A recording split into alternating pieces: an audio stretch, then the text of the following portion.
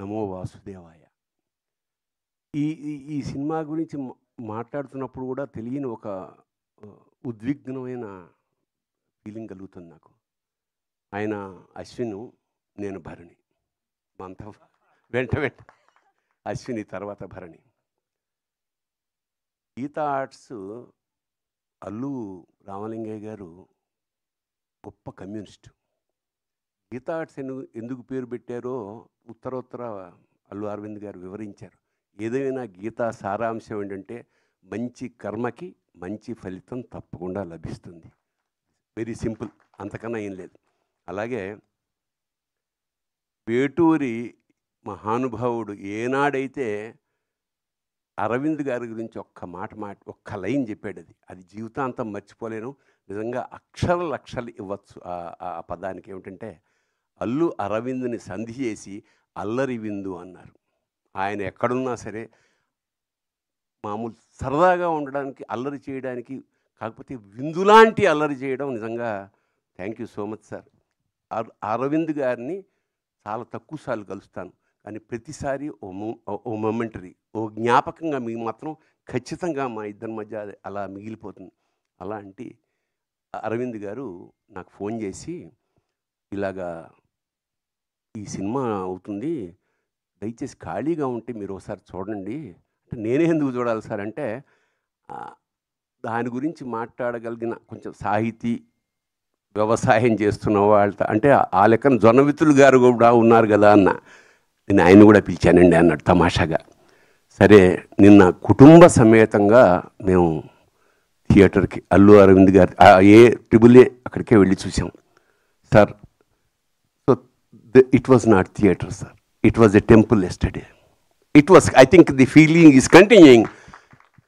ఒక కూర్చున్న 5వ నిమిషానికి మేము లోపలికి వెళ్ళిపోయాం. ఏనాటి భక్త ప్రహ్లాద, ఎస్వి రంగారావు, నరసింహస్వామి, ఆ రోజారమణి, జీవము నీవే కదా అన్న పాట అక్కడ మొదలైపోయింది. నాకు అలా వస్తూనే ఉంది ఒక్కొక్క సీను. ఇది సినిమా తీశారా లేకపోతే సాక్షాత్కారం జరుగుతోందా మాకు అర్థం కాలేని ఒక అద్భుతమైన లోపలికి వెళ్ళిపోయాం. దాదాపు ఒక 20-30 సార్లైనా కళ్ళు చెమర్చే ఈ భావన, the way how you tackled, అంటే కొత్త డైమెన్షన్స్. ఇప్పుడు ఇందాక అమ్మాయి చెప్పింది, మా యాంకర్, వాడిని విష్ణు ఎత్తుకోవడం వరకు ఆ కళ్ళల్లో ఆయన చూపించిన ఆర్ద్రత నిజంగా విష్ణువు అంటే తప్పకుండా మనకి దర్శనం అవుతుందా అని మేము జన్మజన్మలు ఋషులు తపస్సు చేస్తే ఎలా వస్తుందో అలాంటి ఒక గొప్ప తపస్సు చేశాడు అశ్విని.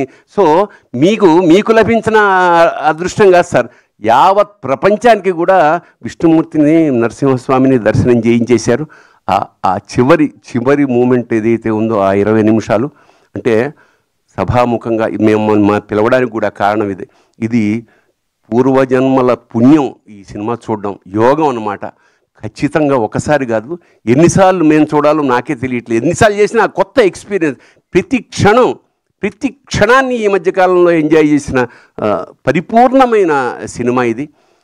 ఆ గ్రాఫిక్స్, జనరల్గా ఏమిటంటే గ్రాఫిక్స్లో చాలా రకాల లోపాలు ఉంటాయి, కానీ ఇక్కడ ఏమంటే ఆ భావాలతోటి, వాళ్ళ కదలికలతోటి, ఆ డీటెయిల్స్ తోటి, ఆ కళ్ళల్లో ఉండే కరుణతోటి మొత్తం కబ్జా చేసేసారు మా మనస్సులు, హృదయాలు ద్రవించేసాయి. ఇంకా చివరికి ఇది మహావతారం ఎందుకని పెట్టారా, అవతారమే కదా అంటే, నిజంగా అంత పెద్ద నారసింహుణ్ణి నా జీవితంలో చూశారు. గాను స్క్రీన్ అంతా నిండిపోయి విశ్వరూప సందర్శనం ఏకకాలంలో ఎలా జరిగితే ఎలా ఒళ్ళు గగరు పుడుతుందో అలా ఒక ఉద్వేగానికి లోనైపోయాం. నిజంగా ఇది రసాత్మకం, కళాత్మకం. ఇంకోటంటే ఒక్క విషయం చెప్పాలి, ఇది తీసిన వాళ్ళు, చేసిన వాళ్ళు, రాసిన వాళ్ళు, తీసిన వాళ్ళు, చూసిన వాళ్ళు కూడా ధన్యులే. అంత గొప్ప అనుభూతిని కలగజేసినగా సార్. నిజంగా ఎప్పుడో తప్ప సినిమాలకి వెళ్ళమండి, ఏదో రెగ్యులర్గా అదే వృత్తి కదా, పెద్ద సినిమా ఏం చూస్తాను అన్న అంటే మిఠాయి కుట్టువాడు మిఠాయికి షాపు తిన్నట్టు. బట్ నిన్న వెళ్ళకపోయి ఉంటే మా జీవితంలో చాలా కోల్పోయి ఉండేవాళ్ళమేమో అనిపిస్తుంది. తప్పకుండా మళ్ళా చూడాలా.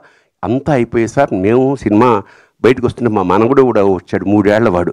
వాడిని జొన్నవితులు గారు అడిగారు లిఫ్ట్లో, ఒరే నువ్వు భక్త ప్రహ్లాదుడువా నారసింహుడివా అంటే వాడు అన్నాడు. అంటే ఒక 3 ఏళ్ల వాడి మనస్సులోకి నరసింహస్వామి ఎలా ప్రవేశించేశాడో ఆశ్చర్యం వేస్తుంది. ఈ సినిమా సార్ మీరు 2 ఏళ్ళకి ఒకసారి ప్లాన్ చేస్తున్నారు కదా, I think it will run for 2 years sir continuously. Yes, then only you have to take another project. Arlaga, I think it's a big project the Lord has given you, sir. I think this is the greatest opportunity of our lives.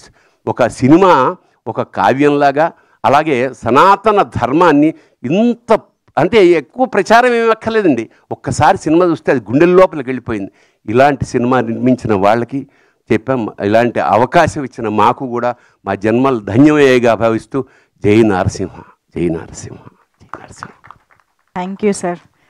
నిజంగానే మళ్ళీ 2027లో మళ్ళీ మా ముందుకు cinema వచ్చే వరకు కూడా దీన్ని మేము చూసి ఆస్వాదిస్తూనే ఉంటాం, అనుభూతి చెందుతూనే ఉంటాం అని అర్థమైపోతుంది ఈరోజు థియేటర్స్లో చూస్తుంటే కూడా ఆ situation. So thank you so much Bharani garu, అత్యద్భుతంగా మా ముందుకి మీ ఎక్స్పీరియన్స్ని తీసుకొచ్చినందుకు కూడా thank you so much sir. మరి ఇప్పుడు ఆలస్యం